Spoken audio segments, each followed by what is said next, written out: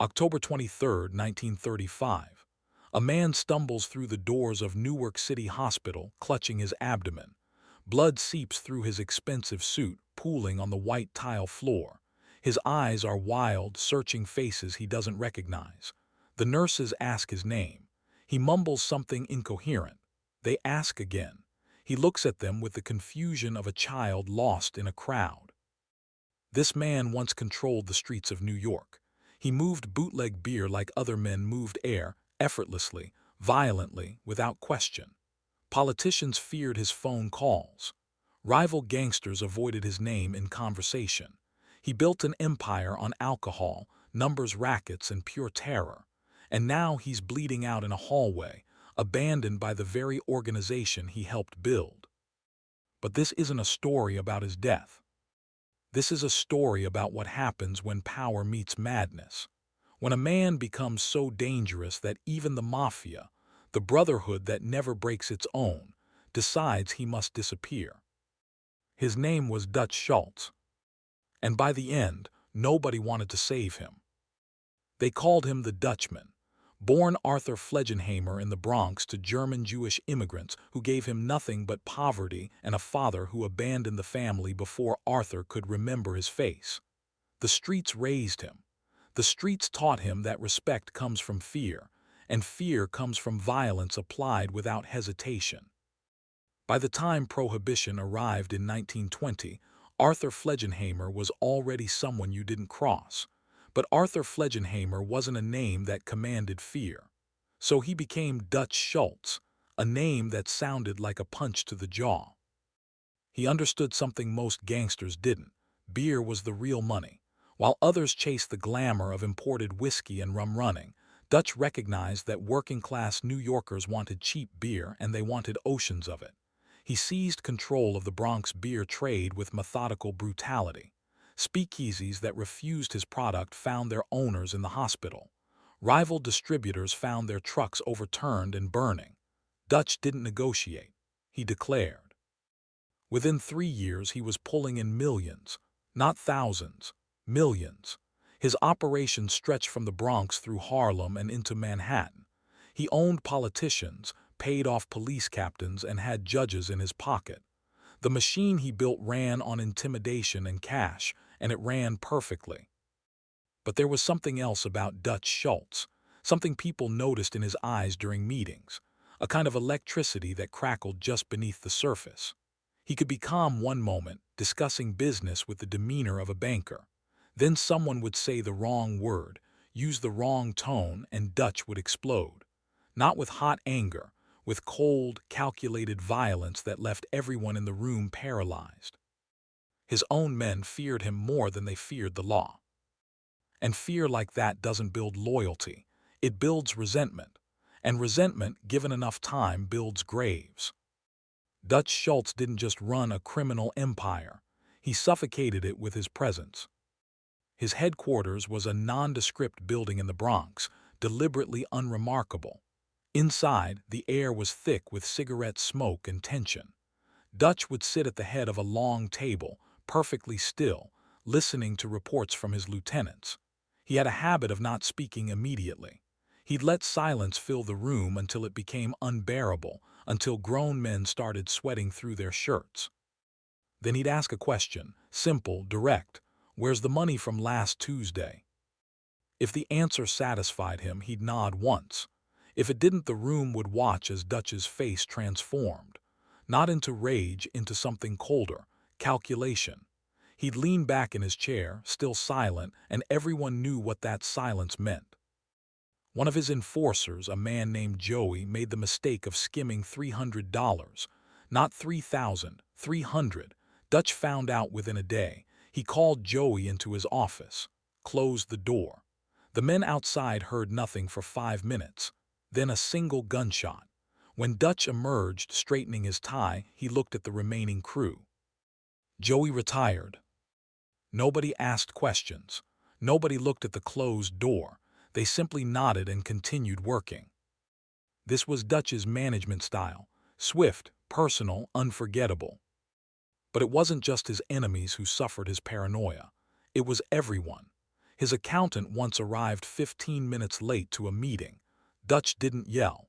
He calmly informed the man that if he was ever late again, he'd shoot him in both kneecaps and let him crawl home. The accountant was never late again. He also started having nightmares. Dutch's girlfriend at the time, a young woman named Frances, later told police that living with him was like living with a loaded gun. She never knew which version of Dutch would wake up beside her. The generous man who bought her expensive dresses, or the monster who'd scream at her for hours over a perceived slight. His hand never far from his weapon. He trusted no one, not completely. He'd rotate his drivers weekly so none of them could learn his patterns. He'd change speakeasies for meetings without warning. He carried at least 2 guns at all times, sometimes 3. He slept irregularly, convinced that routine made you vulnerable. The other mob bosses, Lucky Luciano, Mayor Lansky, Frank Costello, watched this behavior with growing concern. Dutch was making money, yes, but he was also becoming unpredictable, and in their world, unpredictable men were liabilities. The madness wasn't gradual. It was always there, just beneath the surface, waiting for the right pressure. In 1931, Dutch discovered that one of his beer distributors had been talking to federal agents. Not cooperating, just talking. Having conversations. Dutch called a meeting. The distributor, a man named Marty, arrived thinking they'd discuss the situation, figure out a solution. Dutch shot him the moment he sat down. But he didn't stop there. He had Marty's body placed in a sitting position in his own truck, propped up behind the wheel. Then Dutch's men drove the truck through the man's own neighborhood slowly so everyone could see him. The message was clear: even talking to the government is death, and death won't be private. Word spread fast. Dutch Schultz wasn't just dangerous, he was insane. But insanity, when wrapped in success, looks like genius. His empire continued growing. By 1933, his bootlegging operation generated an estimated $20 million annually. He'd expanded into the numbers racket, illegal lottery operations in Harlem. He employed hundreds, directly and indirectly. He was, by every measure, one of the most powerful gangsters in America. Yet the paranoia deepened.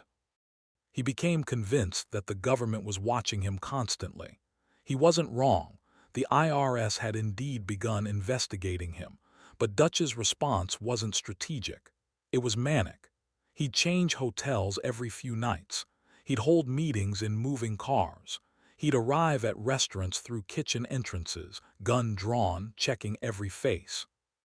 His lawyer, a patient man named Dixie Davis, later described Dutch as brilliant and terrifying in equal measure. Davis recounted a meeting where Dutch spent 30 minutes accusing a loyal associate of betrayal, with no evidence whatsoever. The associate sat there, bewildered and frightened, as Dutch paced the room, working himself into a frenzy. Finally, Dutch stopped, stared at the man, and said, "Get out. I'll decide later if you live." The associate left. He disappeared from New York that same night and was never seen again. Davis realized something crucial. Dutch wasn't testing loyalty anymore. He was creating enemies out of paranoia. And men with nothing left to lose are the most dangerous men of all. The turning point came with a name: Thomas Dewey. Dewey was a federal prosecutor with movie star looks and an obsession with destroying organized crime. He was young, ambitious, and utterly fearless. When he announced his intention to dismantle New York's criminal networks, most gangsters dismissed him. Young prosecutors come and go. The Mafia is forever. But Dewey was different. He had resources, political backing, and a genuine hatred for men like Dutch Schultz. He assembled a team of investigators and began building cases with meticulous precision. He went after Luciano. He went after Costello. And he went after Dutch with particular intensity. The IRS charged Dutch with tax evasion in 1933, the same strategy that had destroyed Al Capone. Dutch's lawyers managed to get the trial moved upstate, away from New York's hostile newspapers and federal judges. In the small town of Malone, Dutch staged a remarkable performance. He played the humble businessman. He attended church. He bought drinks for locals. He smiled and shook hands and acted like a legitimate entrepreneur unfairly persecuted by an overreaching government. And it worked. The jury acquitted him. Dutch returned to New York convinced of his own invincibility. But Dewey wasn't finished.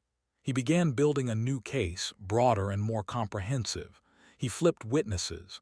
He offered protection to Dutch's accountants. He froze assets. Slowly, methodically, Dewey constructed a cage around Dutch Schultz. And Dutch, in his paranoia and rage, made the worst decision of his life. He wanted to kill Dewey. Assassinating a federal prosecutor wasn't unprecedented, but it was insane. The kind of move that would bring the full weight of the United States government down on organized crime. Every boss in New York knew this, every boss except Dutch. In October 1935, Dutch called a meeting of the Commission, the governing body of organized crime's major families. He laid out his plan with calm certainty. Dewey was destroying their businesses. Dewey had to die. It was simple mathematics. Lucky Luciano, Mayor Lansky, Frank Costello, they all stared at him, not with admiration, with horror. Yes. Luciano spoke carefully. Dutch, killing Dewey brings heat none of us can handle. Every cop, every Fed, every politician comes after us. We'll all burn. Dutch's response was cold. Then you're cowards. The room went silent. Luciano made the call that night. Dutch Schultz had become too dangerous, not to the government, to them. The commission voted. It was unanimous. Dutch Schultz would die. October 23, 1935. The Palace Chop House in Newark, New Jersey. Dutch sat in a back room with three of his most trusted men, Bernard Lulu Rosenkrantz, Abe Landau, and Otto Abadaba Berman. They were discussing the numbers racket, recounting the day's collections. The room smelled of cigars and beer. Outside, rain hammered the streets. At approximately 10:15 p.m., two men entered the chop house. They moved with purpose, no hesitation. They knew exactly where to go. Charles the Bug Workman and Emmanuel Mendy Weiss, killers sent by the commission. They walked through the front room, ignored the bartender's greeting, and pushed through the door to the back. Dutch was in the bathroom. He heard the shots but couldn't process them fast enough. The gunfire lasted maybe 10 seconds. Rosenkrantz, Landau, and Berman were hit multiple times. Berman, the mathematical genius who ran Dutch's numbers operation, died almost instantly. Landau, wounded critically, tried to return fire. Rosenkrantz collapsed against the wall. Workman found Dutch coming out of the bathroom. Their eyes met for a fraction of a second. Dutch reached for his gun. Workman fired once. The bullet entered Dutch's left side, tearing through his abdomen. Dutch stumbled backward, crashing into the sink. Workman and Weiss fled into the rain. Dutch Schultz did not die immediately. He was conscious when the ambulance arrived. He was conscious when they carried him into Newark City Hospital. He was conscious when surgeons cut away his blood-soaked suit and saw the extent of the damage. The bullet had shredded his intestines. Peritonitis set in quickly, infection spreading through his abdomen. The doctors knew he wouldn't survive, but they operated anyway, trying to buy him hours. Dutch drifted in and out of consciousness for 22 hours. During those hours, police stenographer F.J. Lang sat beside his hospital bed, recording everything Dutch said. The morphine and infection created delirium. Dutch's mind fractured. He spoke in fragments, mixing memories and hallucinations, past and present collapsing into each other. Some of what he said made sense. Names, places, veiled references to money and violence. Most of it was poetry of madness. A boy has never wept nor dashed 1,000 kim. Mother is the best bet, and don't let Satan draw you too fast. Oh, dog biscuit, and when he is happy he doesn't get snappy. The stenographer wrote it all down, confused and disturbed. Police tried to extract confessions, names of accomplices, locations of hidden money, but Dutch was already somewhere else, somewhere beyond reach. At 8:35 p.m. on October 24th, 1935, Dutch Schultz died. He was 33 years old. The other gangsters didn't attend his funeral. There was no massive procession, no eulogies from powerful men. His family buried him quietly in Gate of Heaven Cemetery in Hawthorne, New York, a modest headstone, a forgotten grave. The Mafia moved on within days. Dutch's operations were absorbed by Luciano and Lansky. His territory was redistributed. His men either joined new crews or disappeared. Within a month, it was as if Dutch Schultz had never existed. Thomas Dewey continued his crusade. He eventually became governor of New York, nearly became president. He never knew how close he'd come to being murdered in his own home. The police never recovered the millions Dutch had allegedly hidden. Rumors persist to this day about buried treasure in the Catskills, cash hidden in walls, safety deposit boxes registered under false names. Treasure hunters still search. They find nothing. What remains is the story, the cautionary tale of a man who built an empire on fear and lost it to madness. Dutch Schultz wasn't destroyed by the government. He wasn't destroyed by rival gangsters. He destroyed himself. His paranoia, his violence, his inability to see beyond his own rage, these were the weapons that killed him. The commission learned something that night in Newark.